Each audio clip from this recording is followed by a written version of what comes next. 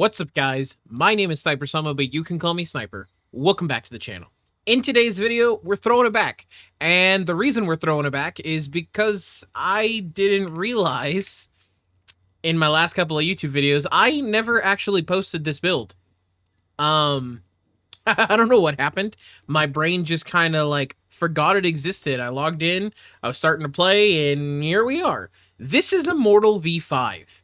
For those of us that are still playing the game, maybe you're still struggling, maybe you haven't beaten Arkfeld yet, the whole bit, this is a build for you guys, and basically the way it works is you've got 3 different ways to heal. Yes, I genuinely mean that you by yourself have 3 different ways to heal. So, let's go ahead and get into it with Immortal version 5. We have my Aether Pike.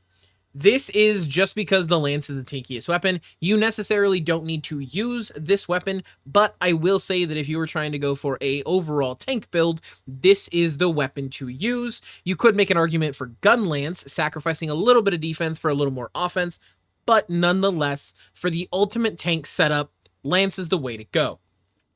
And it rolls with Zoshia's Pulse. The reason we roll it with Zoshia's Pulse is because we only have one other piece of Zoshia gear here, which allows us to get the 2-piece bonus, okay? So, Zoshia's Pulse, Super Recovery 1. If you don't know what this does, it allows the health gauge to continue to recover past the maximum of the red bar that you get. So when you get hit, your health goes from green to having like a black chunk or a gray chunk that's not healable. And then you have a red chunk that is passively healed all the way up. The only way to heal that gray, black-ish little section is to actually heal yourself. What Super Recovery does is it bypasses that. It continues healing you just slowly, okay? Then we have Arc Vulcan Helm Gamma, Arc Vulcan Vambraces Gamma. The reason we're using both of these is we have Hasten Recovery, because nothing else on the Lance matters. We're just going to skip right past it. With your reinforcement bonuses, I guess you could go for triple attack, sharpness, or affinity, or you could have a really, really good one like mine. Mine is attack boost EX with both attack boost 3 and then sharpness. Really, really nice. It's the only one that I have, but not a requirement. Just Zoshia's Pulse. That's all you need.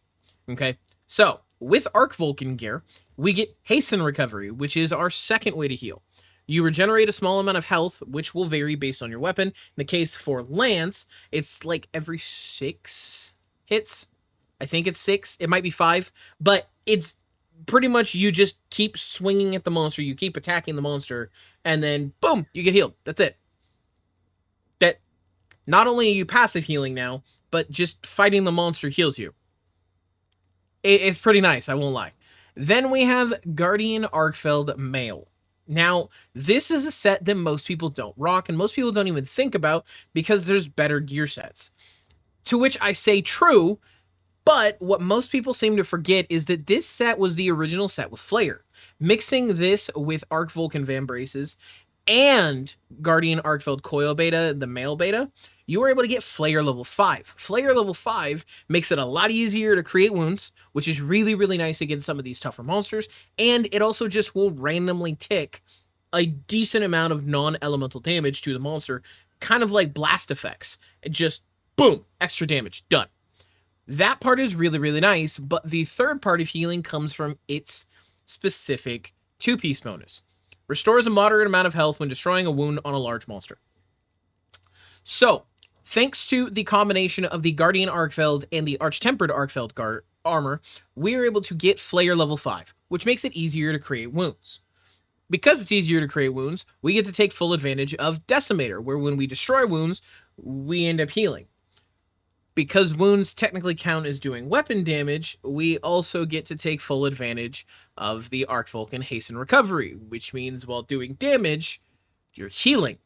So if you pop a wound, you're healing from 2 sources, and you're always passively healing anyways thanks to Zoshia. It's unironically really, really good. I was having a blast messing around with this stuff when I was testing it out. Then we have the Numinous Greaves Beta. Okay, so we have Arc Vulcan Helm, Arc Vulcan Vambraces, both in the Gamma, Guardian Arkfeld Male Beta, Guardian Arkfeld Coil Beta, and then the Zoshia or the Numinous Greaves Beta. The reason we rock all of these is because the skills that we also get are really, really nice. As far as your Golden Age charm or your regular talisman, you don't really need to worry about it. I ended up going for offensive guard, and that's just because I wanted something that gave me a little more attack, a little bit of offensive guard, and a little bit of counter-strike. You can pick any of these three. I would say offensive guard, counter-strike, and then attack boost. The idea behind it here is we're going for the war of attrition. You keep healing through everything. You don't need to have a crazy amount of health because you're just surviving everything, okay? Last but not least is the decorations. Decorations we got a little finicky with. Because of the charm that I have, I was able to swing this a lot easier than most, which is why I would recommend offensive guard all the way. For me, I was able to get attack boost, which is really, really nice, but it is not a requirement. If you do not have an offensive guard attack boost talisman, I would recommend just go for guard. Just get more guard. This is the only thing I don't have here. I have offensive guard. I have guard up for the unblockable attacks. I just don't have guard. So go for guard. Okay. Now, for your Golden Age charm, I will say this. It is really, really nice if you have a talisman that has the level 1 armor decoration so that you can get recovery and you can maximize all of your effects like I did. Okay. So, things to look out for. Checklists, right? Checkbox. Ready? If you don't have attack boost and offensive guard, just go for offensive guard in your talisman and get a guard jewel on your weapon. That's it. Make sure that the talisman you're using has at least a level 1 armor so that you can get recovery jewel on it. As far as the rest of the decorations go, we have 1 counter jewel, and the only reason we're rocking the 1 counter jewel here is because I do have counter strike down here on my talisman, so it's kind of nice. Then we have 1, 2, 3 mighty jewels. So the reason we're rocking mighty, maximum might, have the affinity up to where we're not hitting weak strikes, which is really, really nice. Plus, we have weakness exploit thanks to our helmet and our arms with arch-tempered Arcfeld, which is really, really good. Then we have medicine jewels and recovery jewels. The reason we are rocking medicine and recovery is because both of them do different things. Recovery up is going to increase the amount of health that you get when you heal. So at level 1, it's 10%. At level 2, it's 20%. At level 3, which is what we have, it's 30%. Meaning if you were to heal yourself for, say, 30, you would get 30% additional to the 30, giving you it's somewhere around like another 9.5 or something like that. But for the case of this, we'll call it 40. So if you were to use a regular potion healing for 30, now you're going to heal for 40. If you were to use life powder and you need the heal on top of the people you're playing with, it will heal you for more, okay? Recovery speed is going to make it to where the red portion of your health comes back even faster. This does not apply to the Zoshia healing. However, what I will say is that the faster you get rid of the red health, the more you get to take advantage of the Zoshia passive healing because you're already going to recover the red health. Zoshia's healing comes into play when you are going past that red, okay? That is the best part about it. Then we do have Blight Resist, which is really, really nice, especially if you are playing against anything that inflicts something annoying. My personal least favorite, Water Blight, okay? You might not have Counter-Strike level 3. You might be stuck with Counter-Strike level 2. That is A-okay. Not a big deal.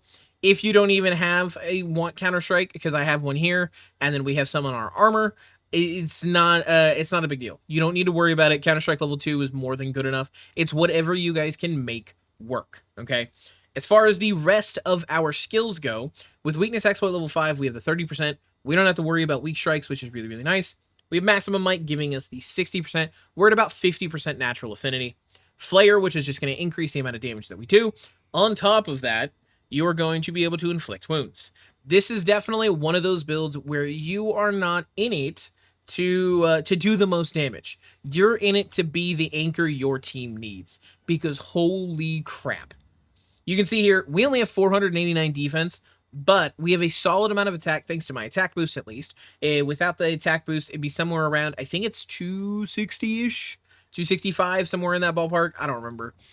But the statement stands. This build is all about surviving everything.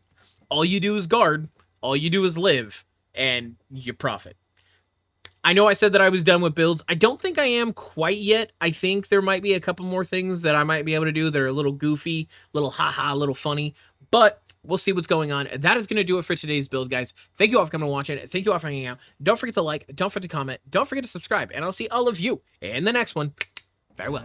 I don't ever slow up, no I don't take shit. I got no love for the fakeness. If you wanna play tough and wanna hate this, I'll always show up and make a statement.